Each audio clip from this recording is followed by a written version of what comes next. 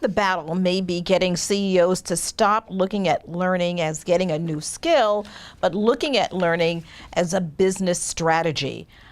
You said it before several times. What's the difference between upskilling versus reskilling? If you think about, for example, let's take data science as a great example. There may be, Booz Allen Hamilton is a company that, for example, is running a program that they publicly talk about a lot. I think it's an amazing program called Data Science 5K, where they're actually upskilling and reskilling 25% of their workforce in data science skills.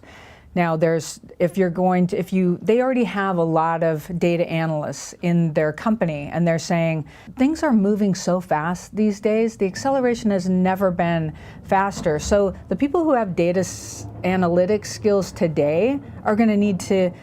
That industry is not stopping. New components of data science are emerging every day. So that's an upskill strategy where you're taking data analysts and saying, we're going to teach you more about that field, and that's upskilling, right? So in reskilling, they're also telling people that if you don't already have the basics of data science or data analytics, we're going to actually reskill you. You're going from one field that you were expert in, and now we're actually going to reskill you into another area. So giving employees the opportunity to do both of those, I think is so amazing, because what they're getting are people that are raising their hands and saying, look, I'm doing this job now, but I see the future is in data analytics and data science, and I really would love to get into that. And imagine if your employee is saying, great, we've got a program and we're going to help you reskill in order to do that.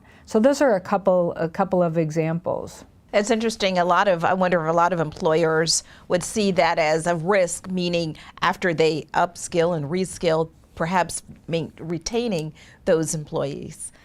That's a question that I think I get asked every time that we talk about the book. It's like, okay, what if we train these people and then they leave? They take their skills to another company. And it's ironic, though, because if you think about what if you don't train them? And then you're stuck with people who don't have the right skills, and then potentially that means that you have to have a reduction in force, which is never fun.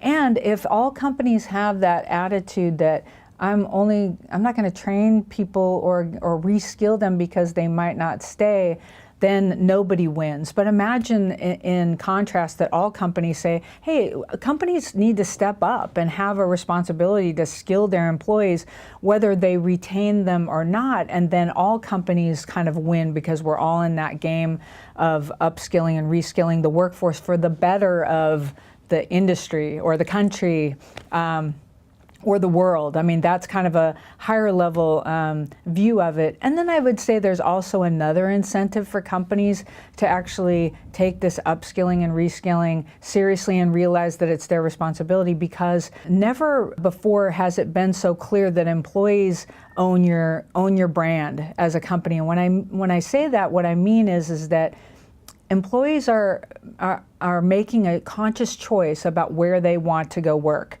And oftentimes they're making that choice based on whether the company is going to help them get new skills, whether they're going to give them new opportunities to learn and to grow in their careers. And so it can be a huge competitive advantage for a company to say, look, we offer lots of development opportunities. We want the best and the brightest to come work for us. So it's a recruiting tool and it's a branding thing, because I know, for example, at LinkedIn, I love LinkedIn. I had a great 4 years working there, and I got to learn a lot, and I got to build a lot of new skills. So now all of a sudden I'm a brand ambassador for LinkedIn and my experience there. Even though I didn't stay there my whole career, I still think it's a fantastic company, and I'll always feel that way because of what they gave me. So employers should think about that. How do their employees talk about their company, whether they're there or even when they're not there?